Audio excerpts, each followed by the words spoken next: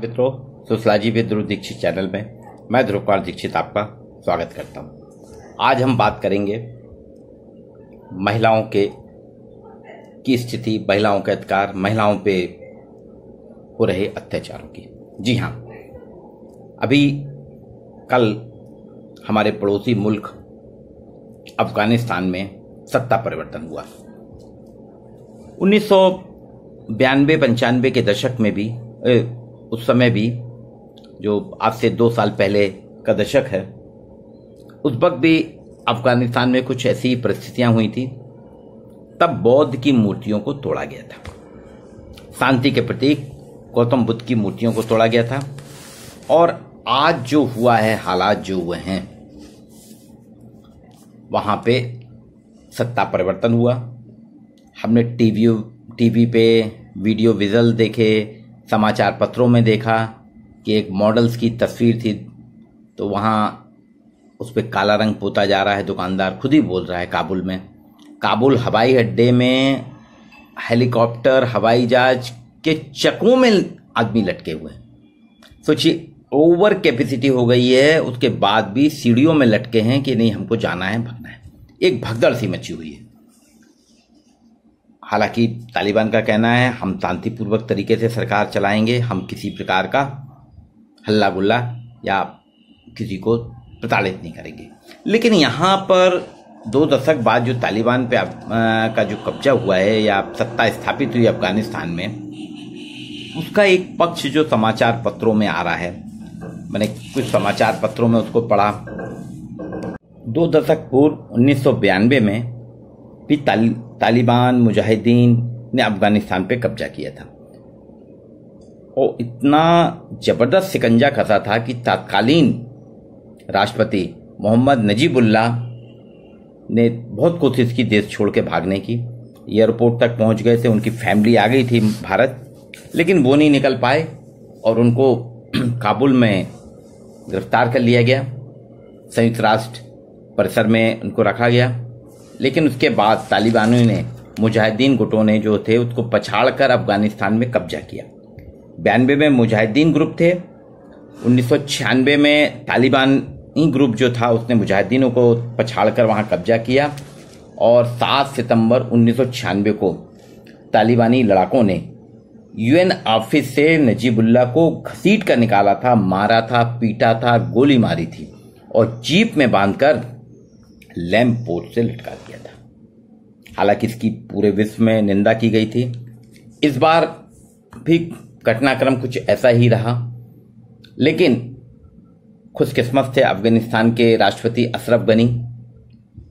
रविवार को वो काबुल से अपने साथ नकदी तक ले गए, बहुत नकदी हेलीकॉप्टर में भर ली, 4 कारों में भर के ले गए, ऐसा रशियन दूतावास की तरफ से कहा जा रहा है। वो सुरक्षित निकल गए। अब ये जो घटनाक्रम हुआ है 1996 के बाद, पुनः तालिबान ने अफगानिस्तान पे कब्जा किया। इस बीच अमेरिका ने, कहीं ना कहीं अमेरिका के लिए भी एक बड़ा सबक है कि अमेरिका के अनुभवी सिपाही, गुप्तचर, विदेश सेवा अधिकारी थे और ये घटनाक्रम हो गया। यहाँ पे लाखों अफगान लड़कियां और महिलाएं आज बहुत भयभीत हैं। कुछ समाचार पत्रों में खबरें आ रही हैं, न्यूज एजेंसियां बता रही हैं, टीवी चैनल्स बता रहे हैं। उसी के आधार पर मैं भी आपसे चर्चा कर रहा हूं कि अफगानी लड़कियों ने और महिलाओं ने अपने डर को किसी तरीके से अमेरिका और नाटो सहयोगियों के सुरक्षा कवच था, अमेरिकन का और नाटो सहयोगियों का जो सुरक्षा कवच था, उस पर उनको बहुत फेथ था कि हम यहाँ सुरक्षित हैं, लेकिन वो टूट गया। अब ये सारी अफगानी लड़कियां, महिलाएं जो हैं, अपनी जीवन रक्षा की तलाश में। एक सीनियर फेलो हैं council on foreign relation and athlete जवार की लेखिका गैल जेमिक लेमान। उन्होंने एक लेख लिखा है, अफगानी महिलाओं की गुहार सुनने का वक्त, पत्रिका समाचार पत्र जबलपुर में छपा है। वो कह रही हैं कि उन्होंने कई साल गुजारे हैं महिलाओं के बारे में लिखने में। उन्होंने, वहां की लड़कियां कोडिंग सीख रही थी, व्यवसाय शुरू कर रही थी, महिलाएं इंजीनियर, वकील, शिक्षक बनने का सपना देख रही थी और अभी भी हैं, लड़कियां देख रही हैं। उनकी कहानी, अफगानी लड़कियों की कहानी काफी जोश और आशा से भरी हुई थी। अब वो उनके सारे सपने कुचल दिए गए। उनको लग रहा है कि हम शायद बहुत ही दिल दहलाने वाले दौर में गुजरे हैं कि हम क्या होगा। तो जब भी इस प्रकार के घटनाक्रम होते हैं, सबसे पहला अटैक सबसे कमजोर वर्ग महिला पे होता है और धीरे धीरे कई परिवार छोड़ के चले गए हैं। महिलाओं की स्थिति, जैसा कि समाचार आ रहे हैं, दिन ब दिन बिगड़ती जा रही है। वहाँ सभी चिंतित हैं। वो कह रहे हैं कि हमको क्या करें, हमको समझ में नहीं आ रहा है। किसी तरीके से उन्होंने कहा है कि मैं पढ़ना चाहती हूँ। कुछ लड़कियाँ जो थी बाहर पढ़ नहीं जा पाई हैं, वो कह रही हैं, उन्होंने भेजा है, वीडियो वगैरह भेजा है कि ऐसे बना के भेजें। हालांकि वो भी अब प्रतिबंधित हो गए हैं।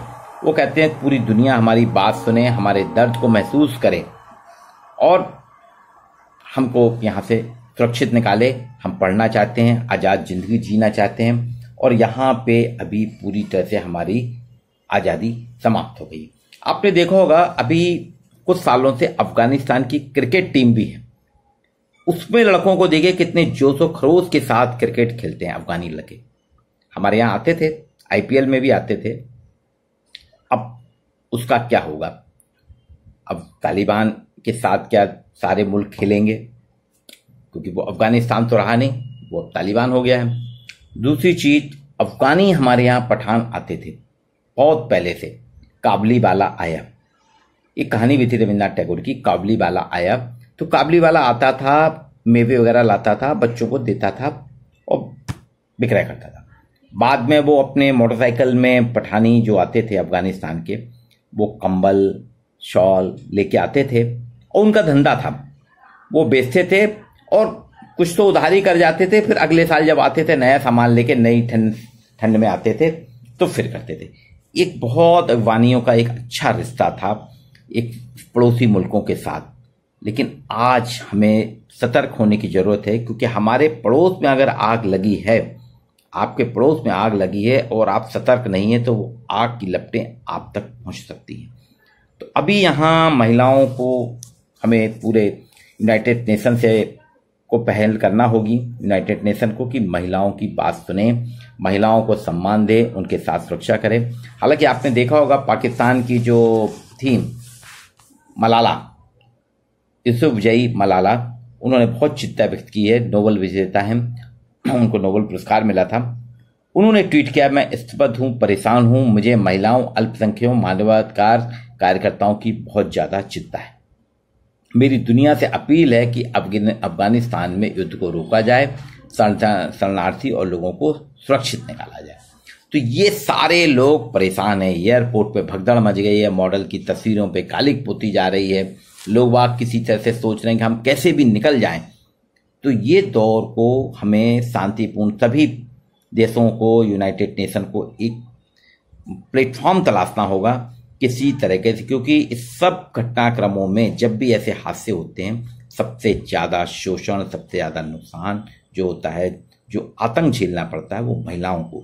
तो चाहे वो अफगानिस्तान की महिलाएं हों या देश के, विश्व के किसी अन्य देशों की, सबको यहाँ पे सुरक्षा प्रदान करना चाहिए, सबको स्वतंत्रता मिलनी चाहिए, सबको अपने अधिकार मिलना चाहिए। तो इस पे हमें थोड़ा चिंता करना होगा, क्योंकि जब भी ऐसे घटनाक्रम होते हैं तो पहला टारगेट, पहला सॉफ्ट टारगेट या पहला निशाना महिलाएं होती हैं।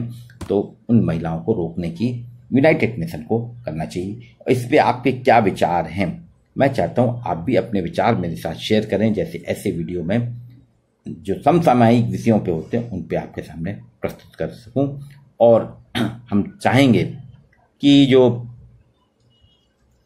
इतना पुराना मुल्क था अफगानिस्तान, वहाँ धीरे धीरे धीरे जो महिलाएं कह रही हैं, उनका दर्द फूटा है कि अब हमारे काले दिन आ गए हैं। वो काले दिन, काले बादल ज़्यादा समय तक नहीं रहते, जल्दी छटेंगे और वहाँ पे शांति बहाल होगी और पहले जैसा ही हालात होंगे। महिलाएं जो परेशान हैं, उनके काले दिन अच्छे दिन में कन्वर्ट होंगे, ये मेरी आशा है। और मैं चाहता हूँ आप सभी इस पे कहीं ना कहीं सोचें, समझें कि ऐसी स्थिति में क्या होगा।